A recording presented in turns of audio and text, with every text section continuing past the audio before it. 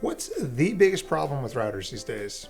Not enough ports, not enough speed, not enough features?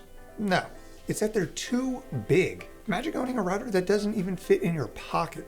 Luckily, today, we are going to be taking a look at 3 options that aim to confirm the age-old cliche, it's not the size of the router and the network, it's the size of the network and the router. I think that's how it goes. Okay, clearly the size of the router doesn't really matter for most people, but for some people it does. Some people just don't have a lot of space to work with, and some people want to take their entire network on the road. The 3 options we are going to look at today should scratch that itch if that's you. The first one is a little device called the Linkstar H68K. It's a well put together little device, and I'm really excited to check this thing out. It's got 2 gigabit ports and 2 2.5 gigabit ports, which is quite a lot of connectivity for a device this small. It's equipped with a quad-core Cortex A55 chip and comes in 2 flavors, a 2 gigabyte model without Wi-Fi for $99, or a Wi-Fi 6 enabled version with 4 gigabytes of RAM for $129. You may notice that there are multiple USB ports on here, as well as an HDMI out. Why would a router have HDMI? Well, this is marketed not only as a router, but as a tiny PC with the capability of running Android or Linux. More on that later. Next up, we have the all-new Beryl AX from GLInet. It's a Wi-Fi 6 enabled travel router with a 2.5 gig WAN port and another 1 gig LAN port for a price of $120. You also see a USB port on here as well, and that is for connecting storage, but more importantly for connecting a USB modem or smartphone for easily tethering your cellular data. And last but not least, another GLInet device. This time we are looking at the Slate. And this device I've actually been using for a long time now, so I just wanted to throw it in there to compare against these 2 new models. It's pretty similar to the Beryl, except you don't get 2.5 gigabit WAN and you don't get Wi-Fi 6. But you do get an extra LAN port, and it comes in at a price of $75. The links to everything are down in the description if you want to read more about the specs, but this video is more about how they are to actually use, so let's check that out. Okay, let's start again with the Linkstar. I immediately tried connecting to the Wi-Fi network, and while I could connect, I wasn't being assigned an IP address, meaning that I couldn't get into the web UI. So I connected my PC via a wired connection just to get in. Once you're in, you're greeted with the OpenWRT UI that's neither the most inviting nor the most intuitive UI to use. I then saw that the device wasn't showing up as a client via Wi-Fi. Unfortunately, that is a trend when it comes to Wi-Fi on this device. I eventually got it to where it would let me connect via Wi-Fi, but something strange I noticed is that to set up a Wi-Fi network on the 5 gigahertz channel, you need to manually specify a frequency channel or it just straight up won't work. I reached out to my contact who asked their engineers about this, and they confirmed the issue but had no resolution. Maybe by the time you're watching this it's fixed, but also maybe not. Another thing to note is that you can't set up multiple SSIDs with this device. So if you're looking to have one for your main network, one for guests, one for IoT, one 2.4 gigahertz, one 5 gigahertz, no, you get one. Basically, if you were planning to use the Wi-Fi on this device, just don't. Even if you do manage to get the Wi-Fi working on here, the range was absolutely the worst I have ever seen. That is not an exaggeration. I took my laptop into the other room, which is maybe 20 feet away, with the doors open, and couldn't even reach the network. I'm sure you could upgrade the antennas, but with all the other issues we were seeing here, what would even be the point? Okay, not everything about this is bad. In the UI, you have the ability to share your storage over the network and use this device as a NAS. With the multiple USB ports and micro SD card slot, you can connect a good amount of storage to this device. I plugged in my 256 gigabyte SD card, and just like that, it's set up to share across the network. And considering you have dual 2.5 gigabit networking, you are capable of speeds more than double of other devices in this category. You also may have noticed the Docker section on the left. This is honestly the saving grace of this device and prevents me from not recommending this at all. By default, you have a Docker instance running on here along with a little dashboard to interact with it. I'm personally a Portainer boy, so I went ahead and got that installed. First thing you'll probably want to do is change the root directory for your Docker instance, since by default this uses your eMMC storage and you don't have much of that at all. It even errored out when just trying to get Portainer up and running. I simply changed it to use the 256GB SD card that I had installed earlier. After changing that, we were up and running. Portainer's installed and running just like on all my other machines. And this is a router. Remember that. Just to test it out, I spun up an Nginx site using a Docker Compose template, and it worked just as expected. Site works, and we can see that reflected in Portainer as well as the Docker UI in OpenWRT. I'm honestly really impressed with this feature and find it much more useful than using this as a traditional router. Now, if you do want to use it as a traditional router, you can do that. It has all the basic router functionality. You have port forwarding, an overcomplicated firewall rules table, DHCP settings, static routes, and all that jazz. You can even set up an OpenVPN server if you want to use this to connect back into your network from anywhere. Just put in all your desired settings, then it'll spit out a config file that you can import into your OpenVPN client of choice. So yeah, as a router slash firewall, I think this thing needs a lot of software improvement before I can actually recommend using it like that. And with how subpar the OpenWRT experience is on here, the Android experience is worse. I'm not going to waste a lot of time on this. They give you two options, Android tablet or Android TV. I tried both of them and they are exactly the same. They are both hot garbage. There's no app store and the 5 included apps are just junk. You get a Wi-Fi scanner or something that doesn't even work, a basic ass media server, and a Chrome browser. That's fine, I guess, but the enter key on your keyboard actually just types the letter Q, so that's fun. Yeah, not worth your time. Is that something you guys even care about, being able to run Linux or Android on your router? Let me know down in the comments. I mean, I thought it was a cool idea, but the execution was just meh.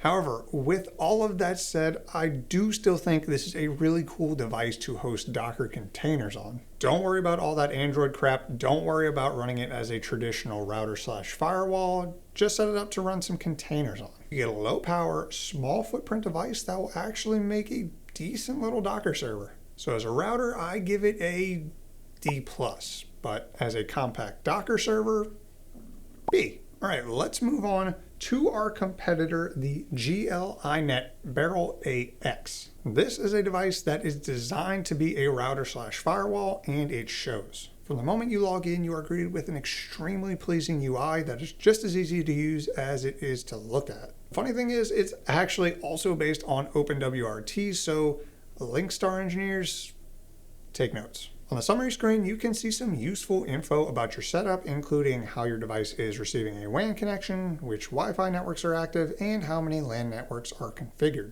Going into the Wi-Fi settings, we are free to change both the 2.4 and 5 GHz networks independently. For the most part, you can leave these alone, but I updated the SSIDs, passwords, and changed the 2.4 GHz network to only broadcast at 20 MHz to reduce the interference on the 5 GHz network. Heading over to the Clients tab will show you a list of all devices connected to your Wi-Fi. You can block them with a single toggle switch or even edit the bandwidth control per device. Moving on, you can see the list of all the VPN options from OpenVPN, WireGuard, and Tor, which is in beta at the time of making this video. You also get a neat little dashboard to keep tabs on it all.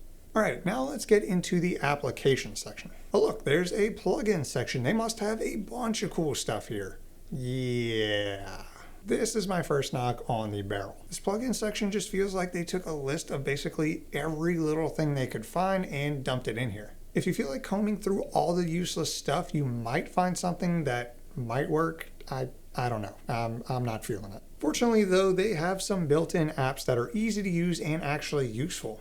We have a DDNS that will allow us to access our device from anywhere in the world. We have Good Cloud for remote monitoring and making batch changes. Like the Linkstar, we also have the ability to share a network drive. It was super easy to set up, and after failing to connect, I realized that I forgot to actually toggle the enable Samba switch. So yeah, don't forget to do that. And last but not least, you have the ability to run AdGuard, which is a popular DNS server that will allow you to filter ads and sites from your entire network. Once enabling this, you will be able to access your AdGuard configuration directly in the browser. This is a super easy way to keep tabs on which sites are allowed and keep ads at bay. I could probably do a whole video on AdGuard, but I'm going to leave it at that.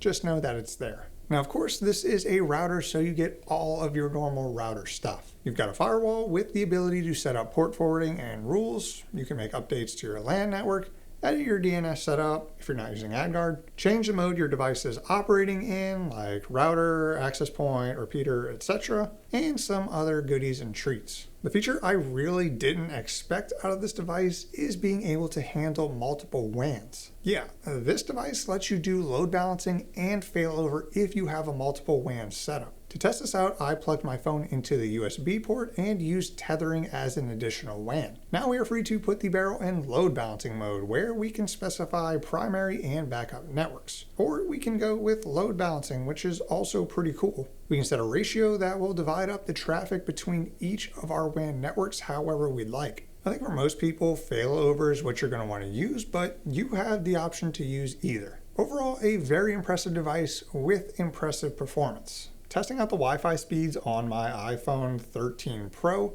I was getting 550 megabits per second. And then moving over 20 feet into Neverland, as the Linkstar would see it, I was still getting 500 megabits per second, which is what you'd expect out of a quality access point. All right, and last but not least, we have the other GLINet device, this time the Slate. This one I've used many times before and featured it in my off-grid home lab video, so if you want to check out a real-world example of using it, check out that video down in the description below. Now, while it is super similar to the Beryl, we are going to talk a little bit about it. Looking at the UI, you can see it clearly looks very similar to the Beryl. So for the most part, it's the same. You are missing out on a few features like Wi-Fi 6, the ability to set bandwidth limits per client, no VPN summary dashboard, and no AdGuard.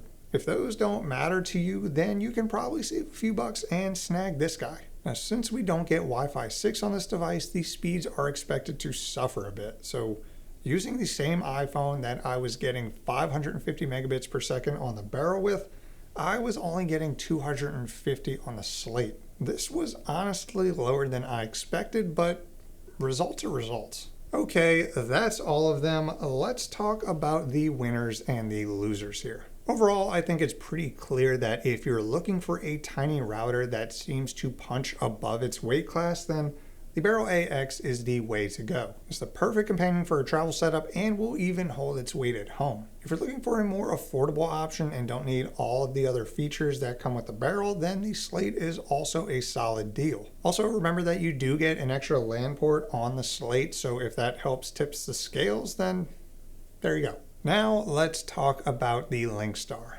I had really high hopes for it. The concept is cool, the build quality is fantastic, and the specs are great. But all of that falls apart so quickly when you actually use it. As a pure router, there's just no way I can possibly recommend this with all the issues we saw before. Now, some of them are fixable, but some of them aren't. And as we all know, never buy a device based on future promises of software features. Now, while I do think it's terrible as a router, I thought it was actually pretty awesome as a Docker setup. I could actually see this thing running in the corner of your room, only sucking down 10 watts while hosting some containers like websites, media servers, or whatever kinds of services you want to spin up. And for only $100 for the non-Wi-Fi version, which you shouldn't get anyway because the Wi-Fi was garbage, I think it's still a pretty good deal and honestly what they should have marketed in the very beginning. If you're interested in any of these devices, then check out my links in the description below. If you're interested in the Linkstar specifically, then use the link and use my coupon code for a special discount. If you're interested in the Beryl AX though, then today is your lucky day because they actually gave me one to give to one of you guys. So if you want this, then comment down below which pocket you'd carry it in. Are you a front right kind of person? Are you a back left? Do you wear cargo shorts? I'm not going to judge. I'll pick one of you to give this away to a week after the video goes live, and just make sure that you're in the US. I apologize to all my international viewers, but I can't spend hundreds of dollars to ship a $100 device. Or, you could just buy it using my affiliate link below. Well, that's all I have for you today. If you liked the video, then drop a like. It really helps the channel. And subscribe if you want to see more. I want to give a huge shout out to my YouTube members and my Patreons. You guys are the Alpha Male Chad Squad League of Extraordinary Gentlemen, and I appreciate you. All right, everyone. Thanks for watching, and I will see you in the next one.